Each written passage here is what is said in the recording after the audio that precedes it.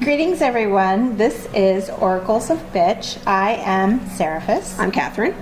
And we are coming to you today from our favorite lunch spot in Ambler. They were gracious enough to let us take over their back porch, and we are here to discuss, what are we here to talk about? Who we are and how we came to be. All right, so who are you? I'm me. And always will be. I've tried to be someone else, but it doesn't seem to work. Sure, yeah. I tried that for a little bit in the 80s. Yeah. Now I'm finally fuck it. Done. Done. But, what would you like to know? What do you think our lovely friends here would like to know about us? Why don't we start with, what do you do right now? I do a multitude of things.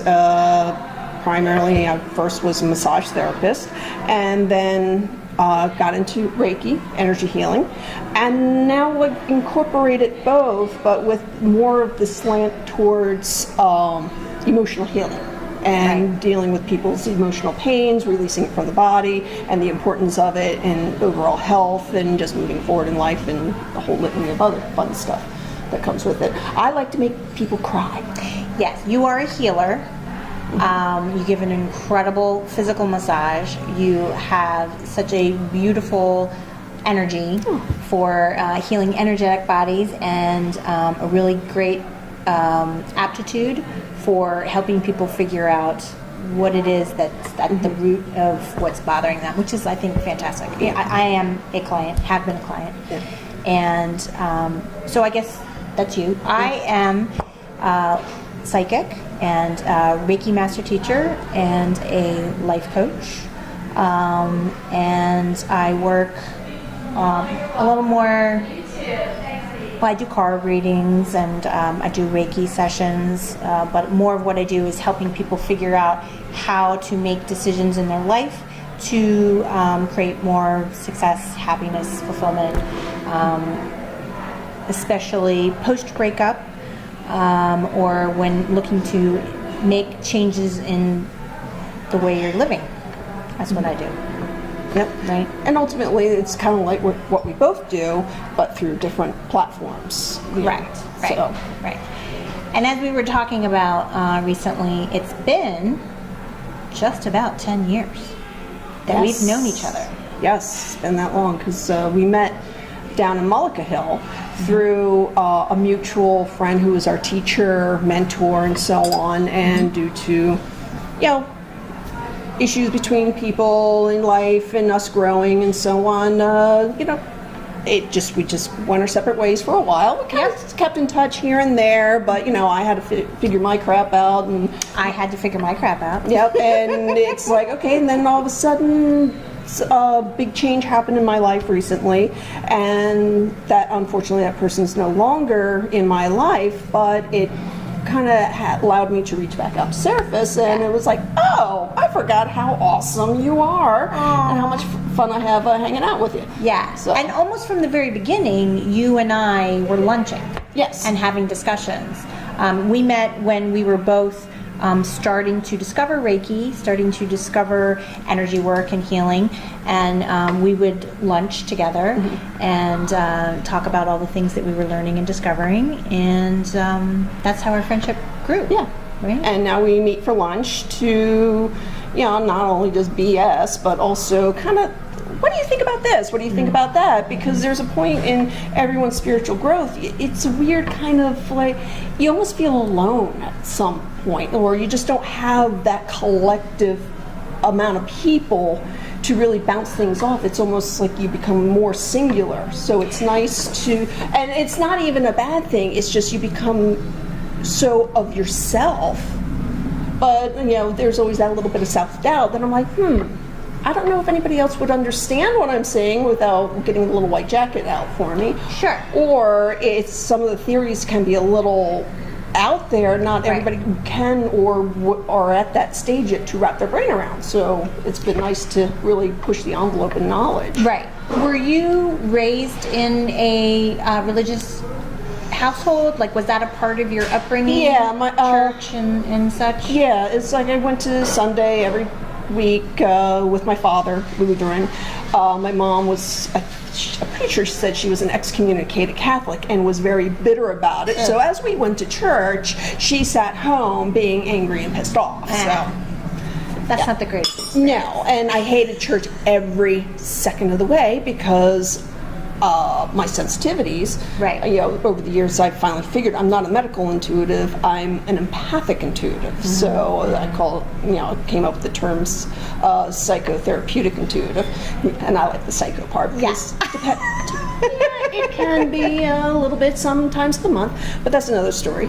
So I go into church and would just have.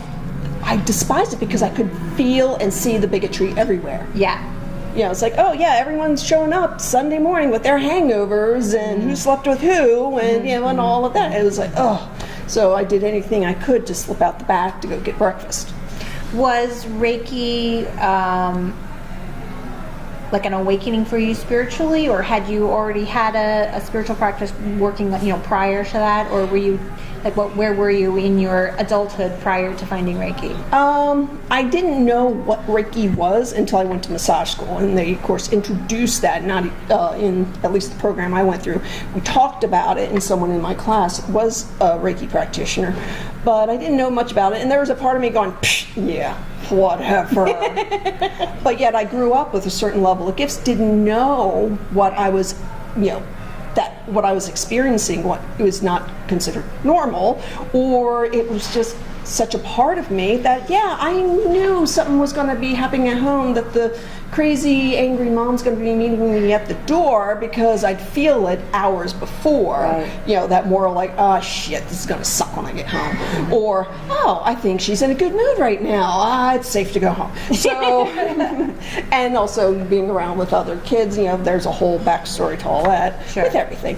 But I didn't realize what my gifts truly were until I was in massage school, touching people and understanding. It was like, wait a minute, I touch here, they start talking about their emotional crap, and I'm getting pictures on where to touch it. It was just, and over the years, and then once I learned Reiki, I took all that theology into it and just started incorporating it. Now it's just, everything I learned, I throw in my sessions. Yeah. It's like, for me, I was not raised inside a church. My mom was a hippie, and my dad was involved in a cult. She has an awesome resume. So I didn't have that structure of ceremony and rules and this is what you should and shouldn't do. So I was, leaning more towards agnostic, occasionally flirting with atheist. So for me, when I got a divorce, and that was a very traumatic experience, emotionally and mentally, the healing that I was encouraged to find was Reiki. And through that process of receiving Reiki and then learning how to do it myself is where I really got in touch with my spirituality. And it was still even, so that is 10 years ago, but it's only been in the last 5 years, I would say, that I've been able to have a discussion about God or spirit or the creator and not laugh. Here I go laughing. Right, and religion actually turned me off to a certain level of spirituality because again, it was the bigotry and also the hypocrisy. And also there was parts of, they take lessons from the Bible, and I didn't know this was some of my gifts, and there's part of it going, that's bullshit. Right. Bullshit. No, that's not how it happened. As I'm getting imagery of the Sea of Galilee and stuff, I'm like, no. Right. How's that work? It just, so I always had this conflict. Yeah. But definitely anything with organized religion, it just pissed me off all the time. Right. So, I mean, I do not like people telling me what to do. No. So it was difficult for me to really engage into embrace spirituality. Yeah. Because I knew it as religion and all the guilt and this and that, and Lutheran, it's like Lutheran is Catholic light, so it's, there's still that guilt factor and the sin and this and that, and it's like, but then it was like that resentment, and then once I learned, I'm like, wait a minute, this is not religion. Religion is different. Yes. And then accepting my gifts and honing the gifts and so on. It's like, okay, I get it now. So I'm not that angry, like, ugh, God. Right. Yeah. And I, as an outsider, as a heathen, as a bastard, you know, I had a lot of resentment towards organized religion. Not just I don't like it that people are thinking they know better than me, heaven forbid. But yeah, the hypocrisies and just being able to see the, you know, the shifting of control. And I had a hard time with religion. But one of the things that I found in the expansion of my spirituality and my connection to spirit is the importance of community. And the importance of being able to have somebody who you can have a very frank discussion about everything, about the cosmic space, about the structures of what we should or shouldn't be doing, or how to be and how to support each other in ways that, I mean, that is one thing that is nice about, you know, about having a religion, is that it is structural support towards a common goal. Right. So now we are individuals who are trying to seek and find our own support system that Gives us- allows for the freedom of... And also it helps with personal validation, because remember, we hear the voices in our head. Yes, we do. See things, we experience things, we have those feelings of like, the ponderings. But who do you talk to? Right. Not many. And like I said, some of the things we come up with are so way out there. It's like, whoa, I need someone to fly this by just to make sure I'm getting that straight. So that's been wonderful. Yeah. Well, and that's one of the things that's really interesting, I think, about, you know, people get some misconceptions about psychics and people who pick up information through channels other than the five senses. Is the amount of information that comes through is not what you would expect. It's not a very clear voice. It is not a very decisive voice. Only if they're royally beating you over the head, then they'll be very direct, firm, and pick you up by the scruff of your neck and shake you out. And I also have the experience of, because I have multiple spirit guides who I work with, I can sometimes have differing opinions about what it is that I should be doing as I move forward. And that can be challenging when I have different voices in my head squabbling amongst themselves over how I should move forward. Right. But it is nice, again, and plus they come from a perspective of spirit, which they don't have physical bodies with all the chemistry and needs and all that thing that we have. So it's nice to have somebody who is also, you know, in a current physical incarnation to be able to talk to and say, hey. Right. But going back, I want to go back to community. No. Yeah, bitch. Anyhow. But there's a healthy and unhealthy aspect of community. Yes. I've met many who are like, oh my God, I have to have my tribe, I have to have my community, almost to the point it's almost a form of addiction or a fear of being alone. Yeah. Is it community based on I have to be surrounded by people and understand, in a codependence kind of, or is it having a community, being still autonomous, but knowing that you have connection to people? Yeah. Yeah, it's like we live separate lives. We're not on the phone every day. Like, how's your day? How are you? You know, no. We have our families. We have our lives, so on. And you know, once in a while, I'll be like, I haven't talked to this person in a long time. I'll pick up the phone, give them a text, just give a quick connection. And all my friends are exactly the same way. We don't have the time to sit there and be up with each other's keisters on every detail and of everything, but just kind of check in with each other. Okay, cool, and peace out for a while. Although I do think that, you know, again, one of my big things is that we are all individuals and we all have individual needs and requirements for what makes us feel secure and safe and happy. And I think that there are people who need community more than others. Oh yeah, absolutely. And it also could be part of how you were raised. Right. It's what I was not raised in a community. Right. Or as community was important. I lived an extremely solitary life. I was raised that way. Yes. So As was I. Yes. So the concept of community does not have a huge bearing in my life. Yeah. Connection to other people, but even then, I want to be connected to you, but you can stay Not over too there. close. Yeah, just don't smother me. I hate the smothering part. Well, and part of that comes from the sensitivity as well, because we are we're picking up on things, and it is like a current, like an ocean, and there are hot pockets and there are cold pockets, and they're rushing in other places where they're like, what the fuck is that? But I think that understanding and getting your center as a person, an empath or a psychic, that will then allow you to be a little stronger when you go out into the world Right. and interact with people. But it can get overwhelming, when you have a lot of people coming, and just all the energies and the schmitch. Right.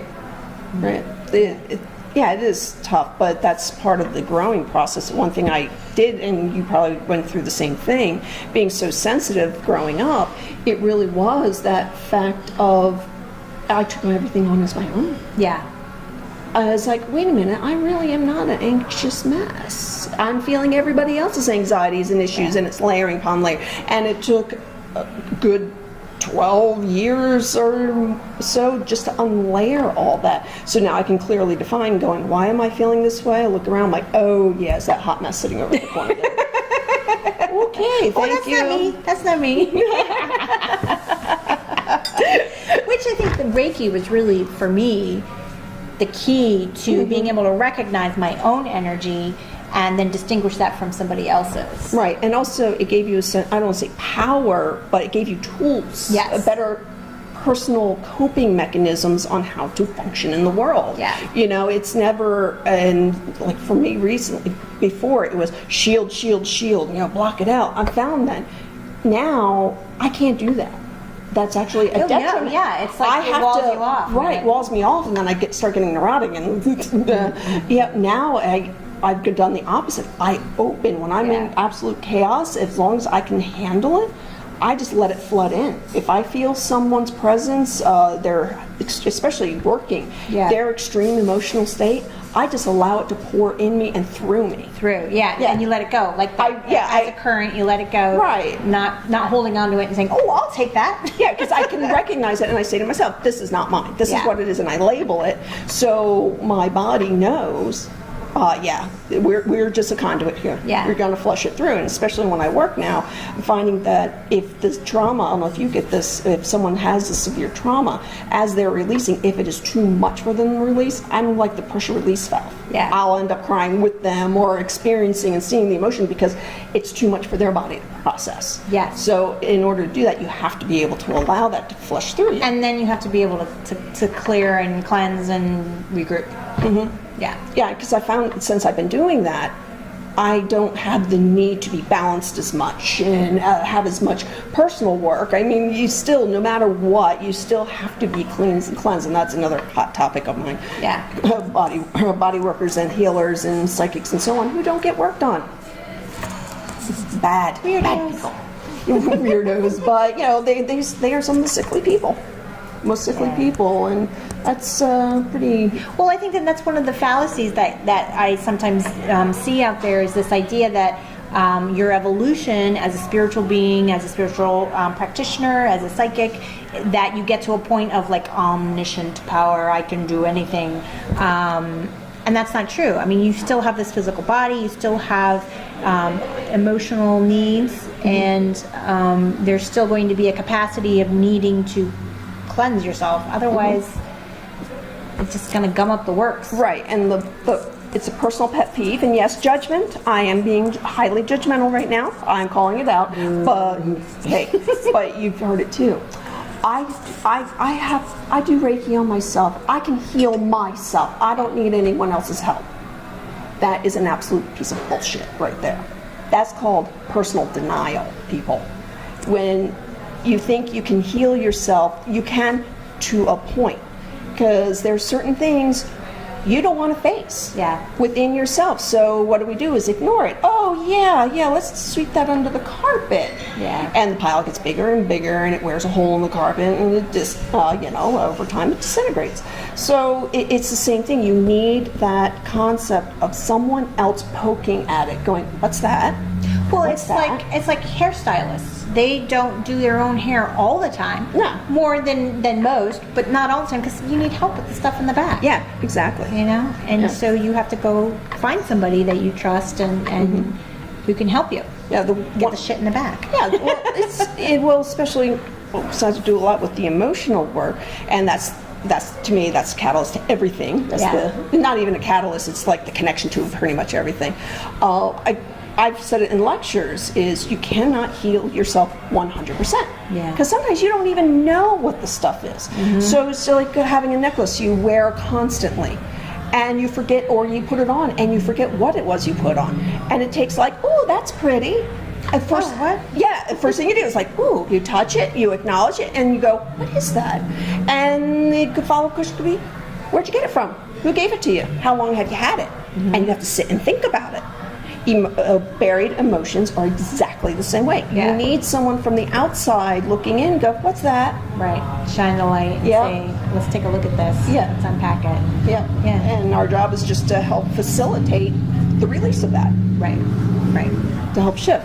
So that's a big pet peeve of mine, is that, because I've done lectures and I've had that multiple times. Oh, is what you do, can you do it yourself? No. No. And all Not effectively. When it comes to my big things like tarot cards and reading the energies of what is happening now and what is going to be coming, and people ask me a lot, do I do readings for myself? And there are some things but no, I don't do readings for myself. Also, how accurate, because Yeah. you influence the readings Right. by your intention and how strong is the will of the outcome. And I can get more detail, but as far as determining like real choices, I can't. I need to ask somebody else. I need to get someone else's input on that. Right, and also it's that it's cheating on the test, cheating on your homework, having someone else do the homework for you. We're here to learn lessons and to be tested on the knowledge we have gained through our life. So if you're sitting there trying to give your own reading, you're cheating. And so what are you learning? Nothing. But a Because it's all codependent- that you already have. Right. You need someone else that has something you don't have to add to the mix. Right. That allows you to gain more. Because it's all about the growing, right? Exactly. Growing spiritually, growing emotionally, and sometimes you need some help with that. And sometimes somebody has to deliver the message you don't want to hear. Right. And truth sucks. I like earlier you were telling me about the one guy who asked you to reshuffle the deck. Yes. He didn't like the answer that I gave him, and he said, well, can you reshuffle and tell me something else? And I said, no, that's not how it works. The answer that I get is the answer that I get. Somebody else might get something else, but But that's not right. Well, that's what I got. yeah. Okay, with that, I'll reshuffle, and now I will lie to your face. How's that? Yeah. It's going to cost you for a second reading. Yeah. The truth and the lie. Just go for it. Lie, and again, it's like, is that what you want? Okay, I have to charge you double because it's a separate reading. Right. I should have done that, but I just said no. No. Yeah, it's better off. It's an ethical thing, but sometimes stupidity needs to pay. Oh, did I just say that? Too many years, and when I was in retail, you get a little snarky. A little snarky. Yeah. Yes. I'm a snark. Namasnark. And please let everyone know what Namasnark is. The snark in me recognizes the snark in you. In a spiritual sense. Of course. Yeah. Yeah, so you can be snarky and sarcastic and be spiritual as well. Sure. So- yeah. Hey, that's a good thing. What do you mean when you say spiritual? Ooh. Good question, right? Just my connection to the universe. Just anything beyond physical and what we see on the surface is the deeper meaning in nature, the universe, how it works, my connection to it, Yeah. feeling things all around. It's not religion. It's just a way of living. Right, of recognizing order of the universe as we are perceiving it individually. Yes. Which happens to coincide. Yes. And who knows, that could change down the road. And that's the one thing that I like about this is, everyone's gone through this, the people who have flown through our lives. Some, are short, some have been long-term, and some intermediate. But also how, we disconnected for so long, and now we reconnected. And it's not getting, I don't get jammed up of oh my God, that person left my life. Oh no, if you're like that, I'm sorry, that's leaning on your abandonment issues. Yeah. And not feeling important. And that's a whole psych thing. So it's just learning to just flow through life. Right. It's that person's time to move on from that situation, that person for now. If they come back, great, as we have. Right. And then who knows, a few years down the line, maybe another divergence. But it's never out of anger and so on. It's just the way life has taken us. Flow. Yeah, for me, I think of spirituality as my connection with the greater universe on a level of energetic, emotional, understanding the complexities of the interconnectedness of all of us, and the necessity of growth. So we talk about spiritual growth. So that's understanding our higher purpose, our higher selves, our ability to progress emotionally through the challenges that we have been born with. What? Yeah, that's when you're getting the big download of 5 different things at once. You're Yeah, so we're born into this physical body with certain challenges and certain lessons that we're here to work on, and the spiritual growth of understanding our importance and our connection to each other, as well as to the greater universe at large. Yeah. And it's always everybody. I think I know I did for a while, and I still do. What's our purpose? Why are we here? What am I meant to do? Everybody wants to feel important in their life. But when you look at it, I read this one book, and it was about aliens, this and that, and it was a channeled book. And the one line that got me, and I was just like, son of a bitch, there's the meaning of life. And it was all about the reincarnation cycle as well. We're here to enjoy life. Yeah. Until the point you can be as miserable as you want, you are going to keep coming back to this existence over and over and over again until you learn to love it here. And when you love it here, you never have to come back. Unless you want to. Yeah, and then it's choice, and then you are willing and ooh, this is fun. So that's the goal, I think, of every life, is it's not about doing something with purpose. It helps. But it's learning the self-discovery and learning to enjoy your life no matter what station you are in life. Right, who you are, what you need, because I think a lot of people are told from a very early age what to be, what to need, what to want. And spiritual expression is about coming in here and figuring out, well, never mind what everybody else thinks I need, what do I really need? Yeah. And it's different. Yeah, as we were eating earlier, I was, I said to you, it's wow, yesterday and today was, I have this push and I want to get my name out there more and promote more of what I do. And then I realized, that's exhausting. Oh my God, that's so exhausting to constantly be on it and so on. I realized I get bored, I get distracted, and there's parts of me I'm like, why? It's do I really want that? So I threw it down at the universe. If you really want me to be in that one position of being in the limelight, you better make it happen to me, because I am not going to go much further than this. A little bit out of my comfort zone, but otherwise I am not going to drive myself into the ground. Yeah, because that's not what we're here. No. We're not here to suffer. No. We do suffer, and that encourages growth. But we should be seeking our joy, seeking our happiness, the things that make us content. And sometimes that's money, and sometimes that's a lover, and sometimes it's a kind of profession. Right.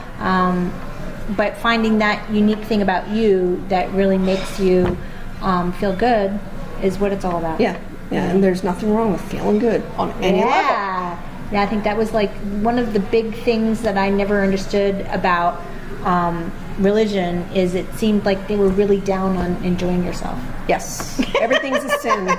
Sin, sin, sin, sin. It's like, oh, okay. Yeah. Yeah, I never understood that. But then if we were given, like, for sex, okay, I can understand it's a sin for population control. But before organized religion, it was a right.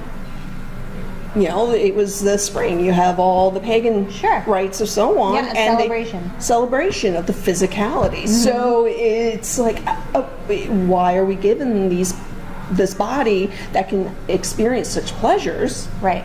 But yet we're not allowed to use it. That seems really mean. Yeah, I'm sorry. I'm not into deprivation. Yeah. No. No. No. So, anything else for today? I don't know. I think that kind of covered all the things we were talking about, right? So who we are, what we do, a little bit about the background of spirituality for us individually and collectively. I mean, going back to that level of spirituality, it's if this is not religion, people. It's about your connection to the universe and flowing with it. So people who are imposing very specific rules within the quote spiritual community, again, religion. I do really like, just as an aside, I do like that whole idea of having a personal relationship with Jesus.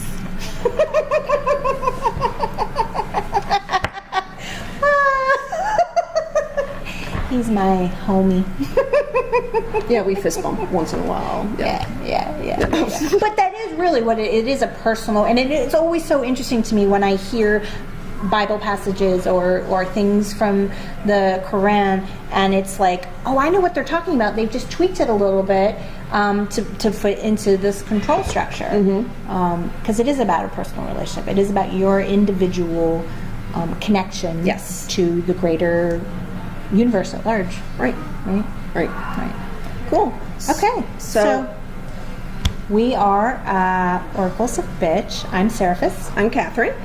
And I think that's it. Yeah. We will see you next time. Again, if anybody out there has anything in particular you would like to see our viewpoint on, please reach out. Our contact information is in the credits at the end, and or leave a message on the credits? Yes. Oh my gosh. I put our personal. Yeah, you can tell who really watched it. Yes, I put our contact information at the end. That's fantastic. I love it. Yeah. Good. A little bit there, and or just leave us a little message on this channel, and we'd love to hear all of your feedback. And let's play with this, have fun with it. Yeah. All right. Thanks a lot. See you next time. Bye bye.